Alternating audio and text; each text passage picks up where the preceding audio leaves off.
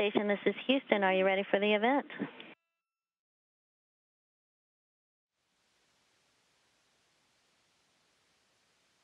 We're ready for the event. And Fayette County Public Library, this is Mission Control Houston. Please call station for a voice check. Astronaut Jack Fischer, this is Eric Maxwell from the Fayette County, Georgia Public Library. How do you hear me? Loud and clear, sir. How do you hear me? I hear you wonderful. Welcome! Woohoo! How's everybody doing today? We are doing great, and we are so excited to speak with you live from the International Space Center. We have 20 students who are eager to ask questions, and first up we have Orion Gloucester.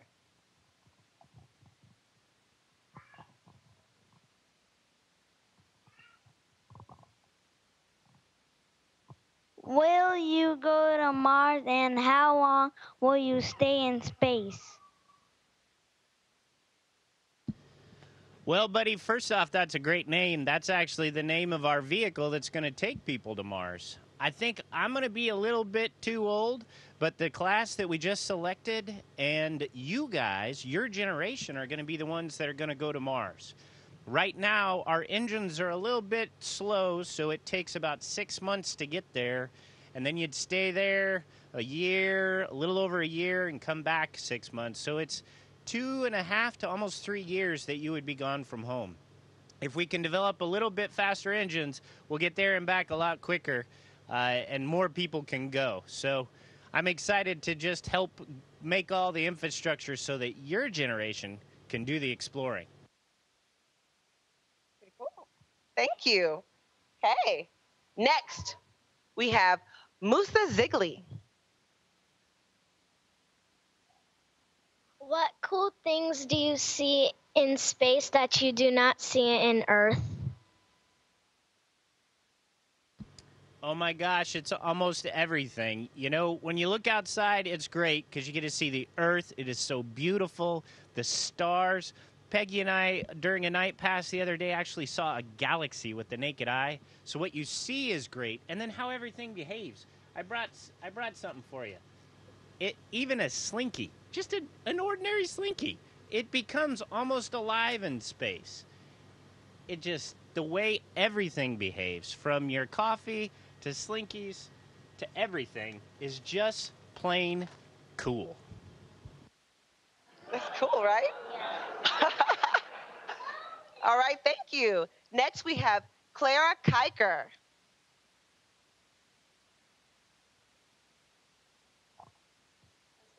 What are some of the most surprising personal adjustments did you or other astronauts face from beginning a stint in the ISS?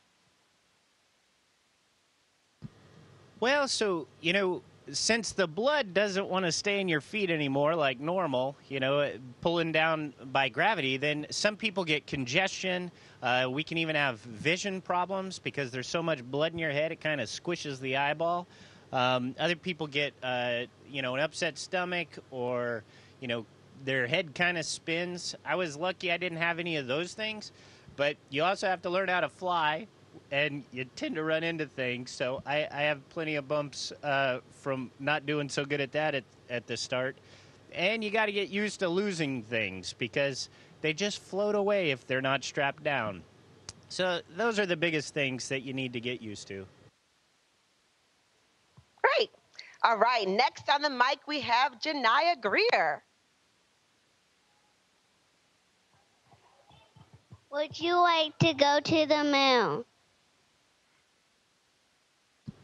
Oh, man, would I? That would be so cool. I think that the Apollo astronauts just scratched the surface with that program, and I think there's so much more we could learn. The moon's kind of like a time capsule for our solar system, and we could learn so much, and there's so many resources there. And if we can go back, then we can build up an infrastructure so that we can get to Mars even better. Great, thanks. Okay, Madeline Martin. Come on down. How long can you breathe in space with your oxygen tank? That's a good question. So when we go outside on a spacewalk, we're in basically a little spaceship called an EMU, and inside that it has tanks that can last somewhere around 7 hours, maybe more, maybe less. It depends on how quick you're breathing. And then we have a reserve tank just in case you punch a hole or something goes wrong with your main system that can last about 30 minutes. Great. Okay. Nevaeh Bradley.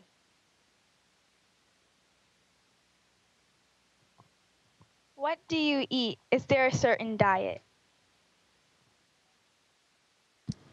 There isn't. There probably should be because I probably am not eating the best stuff. But we tend to try to avoid sodium because it's kind of bad for us and how we rehab when we get back on the ground. And then we need to focus on vitamin D, so we have to have that or we'll have a lot of bone loss. But most of the food is pretty darn good. And if it's not, you can just squirt some hot sauce on it, and then it's even better. Thank you. All right. Next, we have Nariah Bradley. Have you seen a shooting star? If you have, what does it look like up close? Well, if we saw it up close, it'd be kind of a bad day. When we see it, actually, Peggy and I saw one just the other day out of the cupola, our big set of windows, and it looked pretty much the same as it does on the ground. So you see the big fiery trail, it lights up, and then it goes away. So it's pretty much the same. If we were close to it, it'd be bad because all the little parts breaking off of it would probably punch holes in the space station, and that wouldn't be good for us. Okay. Naomi Fillmore. How do you sleep? It's totally weird. So we have a sleeping bag that we strap to the wall. So we're hanging up, well, it depends which crew quarters you're in, which direction. But you basically strap yourself to the wall. You get in the sleeping bag so you don't float around and bump into things during the night. And some people even strap a pillow to their head just because they miss that feeling. I don't seem to mind. And as far as how comfortable it is, it's like the best mattress you ever had. It's like floating on air because you are. All right. Emily Tong. Because water floats in space, how do you wash up? Do you have a bathtub or a shower? We don't have either one. And I was kind of worried when I came up here. I was like, I think I'm going to get kind of nasty without a shower for that long.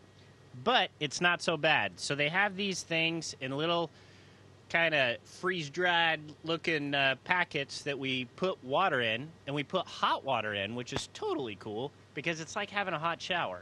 And then these towels, when you unfold them, see how they're extra long?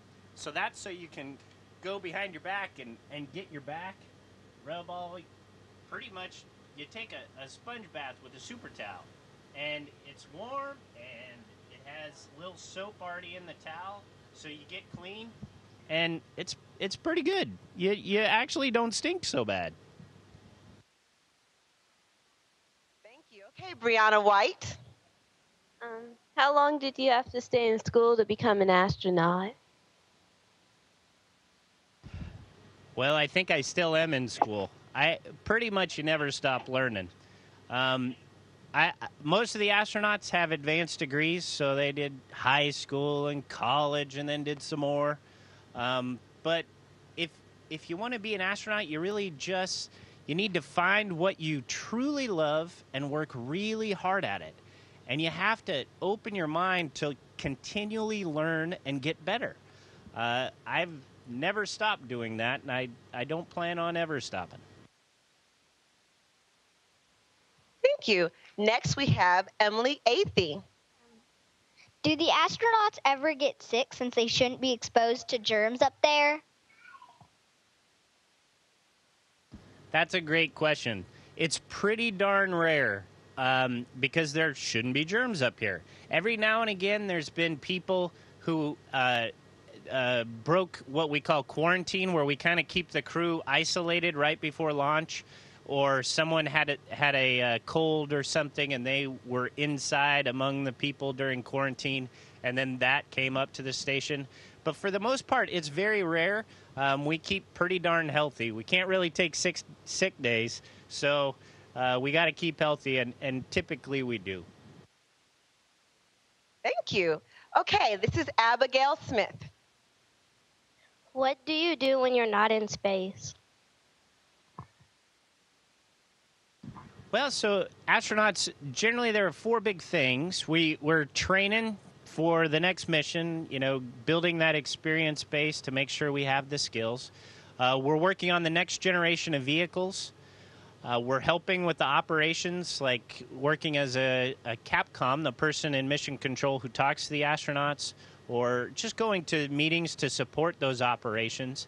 And then my favorite is going and talking to the public and to students to inform them about what we're doing and to inspire. All right, and Joshua Smith. What is one thing you were not prepared for as an astronaut? Man, Josh, the one thing I wasn't prepared for is how much darn fun it is, because you're just flying all the time. All the work is so fun. It's like being 12 again, just like you. And I wasn't expecting that. I think pretty much everything I'm doing on the station is exciting. It's interesting, especially the science, because you really feel like you're making a difference. And it sure is fun to fly around. Next, we have Sage Martin. What are you currently reading? Well, so up here, I'm reading a little book that one of the astronauts put together, Don Pettit, on how to take pictures in space, so I can get better at taking pictures in space. Other than that, I just read the procedures and the materials for the next day or the week of what I'm going to be doing. And, there's a lot of stuff that we need to look at and keep up with. As far as reading a book, I think I'll do that when I get home and I don't have such a great view to look out the window at. Next, we have Izan Charanya. What are your 3 favorite things to do when you're in space? Good question. I love eating my food because I get to play with it and it floats and there's little orbs and it's just wonderful. I love looking out the window and taking pictures. And I love doing the science on the space station because every single day I feel so good that we are one small part in this huge team trying to discover new things. And I love being a part of that. Next, we have Maria Berduo. What people and space vehicles have you flown into outer space? Well, that's a pretty short answer because this is my first flight to space. I flew up on a Soyuz rocket and a Soyuz vehicle with my friend and Commander Fyodor Yurchikhin. And then we're getting lucky because we get to fly home with another friend, Peggy Whitson, who's been up here for quite a long time. She's actually been in space longer than any other American. That's pretty cool. Next, we have Arsh Salim. Communication between Earth and the space station only has a few seconds of delay. How will communication systems change as you explore deep space? Well, so communication, we can't go any faster than the speed of light. So as we go further and further, like to Mars, we're going to have big delays on the order of minutes. And so you're not going to have the instant communication, kind of like we're having now, or texting or tweeting or whatever. We're going to have to be more more forethought in our communication. We'll have to prepare things, and then the crew is just going to have to be more autonomous in handling problems and doing the daily tasks that we need to get done. Okay, next on the mic we have Cameron Watson. What kind of weather do you see when it's around Earth?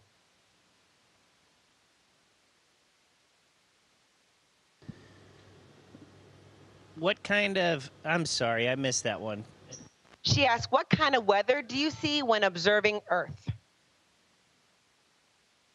I'm sorry. I have old pilot ears. They don't work so good. We see everything. We see thunderstorms. We see sunny skies, hurricanes. We see it all. In fact, I think lightning is one of the coolest things when you see a thunderstorm because you see it going between clouds and over cloud. It's really, really cool.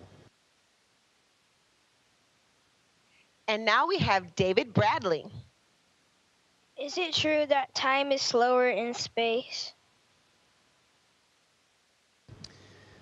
Well, buddy, the theory is that as you get going as fast as the speed of light, then time would slow down. But we aren't anywhere near that. We're going pretty fast, 17,500 miles an hour, but nowhere near the speed of light. So we're just the same time as you. And I'm going to ask a question on behalf of Emerson Drake. What method of oxygen creation do you use? How much water is needed? And how much does it yield? Boy, I know, well, we use both our oxygen generation systems use electrolysis, so we use electric current to separate water into hydrogen and oxygen. As far as the amounts we need and how much it produces, I'm not sure. I know that it produces enough because I'm still breathing, but I'm not positive on exact numbers. Sorry about that. Well, great. I know that I personally, as far as everyone here, want to thank you so much for sharing your time with us and for inspiring our students to get involved in these STEM fields.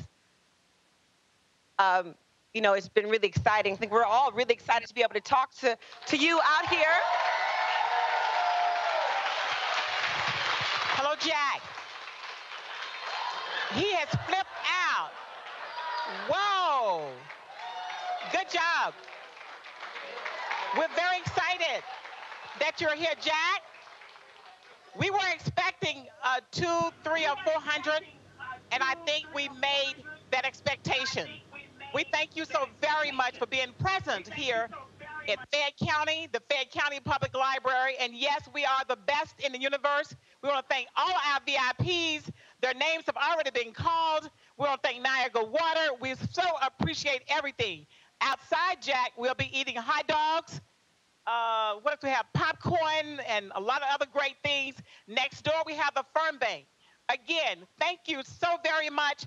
And let me give you, and I want you to give a huge shout out for our IT department who put all of this together for us. Well, absolutely. Congratulations to everybody, and thanks for letting me be a part of this event. And, man, I wish I could go outside and have a hot dog. Well, again, thank you. And you want to hear another huge shout out? Let's hear it.